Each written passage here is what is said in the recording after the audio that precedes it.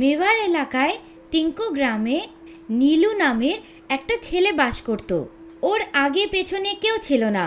মজদুরি করত আর দুবেলা দুমুঠো খাওয়ার ব্যবস্থা করত। বাবু, যদি কোনো কাজ আছে তাহলে বলুন, করে দেব। কি কাজ করতে পারো? যে কোনো কাজ বাবু, পরিষ্কার করার থেকে মিস্ত্রির অবধি। ঠিক আছে, আমার বাগান পরিষ্কার করে দাও, 50 টাকা দেব। ঠিক আছে বাবু, এক্ষুনি করে দিচ্ছি। এরকম করেই নীলু প্রতিদিন মজদুরি করে নিজের খাওয়ার আর বাঁচার ব্যবস্থা করত। কখনো কোনো ভালো ঘর পেলে আর দয়ালু লোক পেয়ে গেলে তো ও পরার জন্যে কাপড়ও পেয়ে যেত। একদিন নীলুকে একটা ধ্বংসাবশেষ পরিষ্কার করার জন্যে একজন বিল্ডার ডেকে পাঠালো।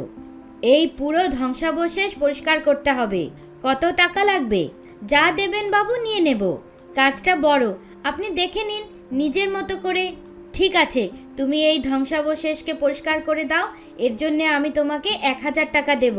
আর তার সঙ্গেই এর থেকে যা বেরোবে সেটা তুমি নিয়ে নিও। আমার এই ধ্বংসাবশেষ পুরো খালি চাই। ঠিক আছে বাবু, জিনিসগুলো আমি বিক্রি করে দেব।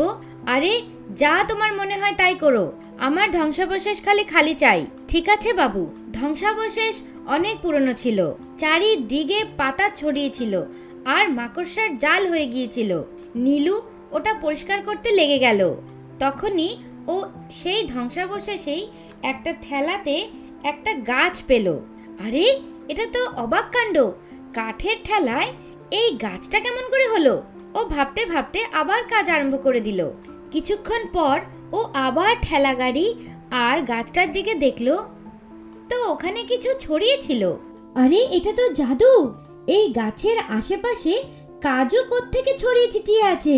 কিছুক্ষণ আগেই তো কিচ্ছু ছিল না, মুখে দিয়ে দেখি। নীলু কাজু দুটো উঠিয়ে খেয়ে নিল আর আবার কাজে লেগে পড়ল। কিছুক্ষণ পর নীলু আবার দেখলো কি ও যেখান থেকে কাজু উঠিয়েছিল ওই গাছ থেকে আবার অনেক কাজু পড়ে চারিদিকে ছড়িয়েছিল। এটা তো চমৎকার, যেই আমি কাজু উঠাচ্ছি দ্বিগুণ কাজু পড়ছে। কাজু খাওয়ার পর নীলু দ্বিগুণ শক্তি অনুভব করলো আর ও অর্ধেক সময়ই গোটা ধ্বংসাবশেষ পরিষ্কার করে দিল।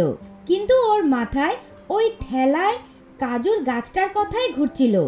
বিল্ডারের কাছ থেকে এই ঠেলাটাই চেয়ে নেব, এমনিও তো ভাঙাচোরাই। এই কাজু দিয়ে কাজুর শেক বানিয়ে দোকান দেব। তখনই বিল্ডার এসে পড়ল। আরে বাহ, খুব তাড়াতাড়ি সব কাজ শেষ করে ফেললে। এই নাও তোমার পয়সা। বাবু, এই ঠেলাটা আমি নিয়ে নিই? আমি আগেই বলেছিলাম না ভাঙাচোরা জিনিস তুমি নিয়ে যাও। নীলু গাছের সঙ্গেই ওই ভাঙা ঠেলাটাকে নিজের সঙ্গে নিয়ে আসলো আর কাজু শেকের ঠেলা দেওয়ার তৈরি হতে লাগলো। নীলুর ঠেলা কাজু দিয়ে ভরে গিয়েছিল।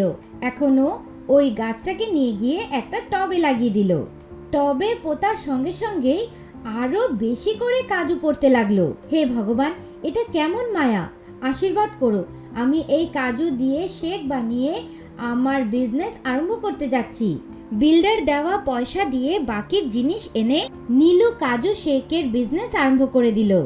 নীলুর ঠেলায় একজন টেম্পো চালানো ড্রাইভার কাজু শেক খাওয়ার জন্য থামলো। আরে দাদা, এক গ্লাস কাজু শেক দিও তো। এই নিন টাটকা কাজু শেক। আরে বাহ, এটা খেয়ে তো খুব ভালো অনুভূতি হচ্ছে। আগে কারণ এটা টাটকা কাজু দিয়ে বানানো শেক। কাজু শেক খাওয়ার পর টেম্পো চালক চলে গেল নিজের কাজে। গ্রাহক আসতে লাগলো আর নীলুর বিজনেস গোটা দিন চলতে লাগলো। পরদিন ওই টেম্পো চালক আবার আসলো ঠেলায়। দাদা, কালকে কি দারুণ কাজু শেক খাইয়ে আমাকে পাঠিয়েছিলে, গোটা দিন দ্বিগুণ কাজ করেছি, তাও ক্লান্তি আসেনি। তারপর আমি রাত্রের কাজও নিয়ে নিলাম, ওটা করার পরেও এখন অবধি আমার ক্লান্তির অনুভূতি হচ্ছে না। বাস বাবু, এটা কাজু শেকেরই জাদু। সত্যি তোমার কাজু শেকে জাদু আছে। গোটা দিন কাজ করার পর যখন নীলু নিজের বাড়ি ফিরে আসলো তো ও দেখলো গোটা টবের সঙ্গে আশেপাশের মাটিতেও কাজু পড়েছিল। নীলু এই জাদুই গাছটার রহস্য জানতে চাইলো আর বেরিয়ে পড়লো ওই ধ্বংস অবশেষের দিকে। ধ্বংস অবশেষের রাস্তায় নীলুকে একজন ভিখারি ডাক দিল। ছেঁড়া ফাটা জামা পরে ওই লোকটা দাঁড়িয়ে ছিল আর ওর সঙ্গে কেউ কথা বলতেও পছন্দ করতো না। ও দাদা, ও দাদা, কোথায় যাচ্ছেন? নীলুও স্বাভাবিকের মতনই ওর কথাগুলোকে আনশোনা করলো আর এগিয়ে গেল। কাজুর গাছ ওখানে আমিই লাগিয়েছিলাম। নীলু ওই কথাটা শুনে দাঁড়িয়ে পড়ল। কোন কাজুর গাছের কথা বলছেন? ওটাই যেটা তুমি নিয়ে গেছো। নীলু অবাক হয়ে গেল, ওর জানার ইচ্ছা বাড়ল। কি গল্প ওই কাজুর গাছের? ওটা সতেজের কাজু। ওটা যেই খায় সে কখনো ক্লান্তি অনুভব করে না। হ্যাঁ, আমাকেও এই কথাটা টেম্পো চালক বলল। কি আমার কাজু শেক খাওয়ার পরে ও ক্লান্তই হয়নি। হ্যাঁ পুত্র, কিন্তু ওই গাছটা খুব ভয়ঙ্কর।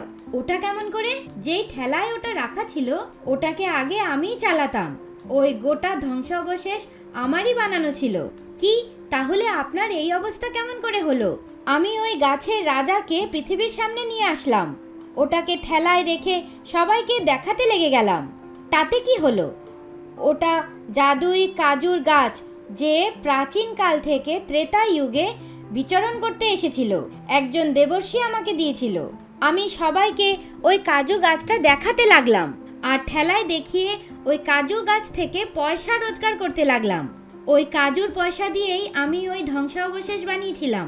কিন্তু বেশি বেশি করলে সেটার অন্ত হয়ই। কেমন অন্ত? আপনার এরকম ভিখারির মতন অবস্থা কেমন করে হলো? লোভ আমাকে অন্ধ বানিয়ে দিয়েছিল। আমি জাদুই কাজুর রহস্য সবাইকে বলে দিলাম। লোকেদের মধ্যে কথাটা ছড়িয়ে পড়ছিল। তো কাজুর যে লাভটা সেটা উল্টো হয়ে গেল, ওটা বিষ হয়ে গেল। তারপর কি হলো? লোকেদের চিকিৎসা করতে করতে আমি ভিখারি হয়ে গেলাম। আমার বাড়ি ধ্বংসাবশেষ হয়ে গেল। বোধহয় ভাগ্যের এটাই পরিহাস ছিল। তাই ওই গাছটা ঠেলার সঙ্গেই ওখানে ছেড়ে প্রায়শ্চিত্ত করতে লাগলাম। আর আজকে একটা ভিখারি হয়ে গেছি। তাই আমার বাচ্চা এই কাজুর রহস্য লোকেদের অবধি পৌঁছতে দেবে না। এই গাছটার বিশেষ ধ্যান রেখো। ঠিক আছে, আমি খেয়াল রাখবো। আপনি চাইলে আমার সঙ্গে থাকতে পারেন, আমিও একাই থাকি। কখনো প্রয়োজন পড়লে নিশ্চয়ই আসবো। আপাতত আমাকে এরকম করেই থাকতে দাও। আর তারপর নীলু ভিখারির কথা মনে রেখে জাদুই কাজু শেকের রহস্য কাউকে জানতে দিল না। ভিখারি সেদিনের পর থেকে আর কোনোদিনও দেখা যায়নি। তারপর ওই জাদুই কাজু শেক গোটা নগরের জন্যে চর্চার বিষয় হয়ে গেল। নীলু গোটা নগরে কাজু শেকের একজন সম্পন্ন ব্যবসায়ী হয়ে গেল।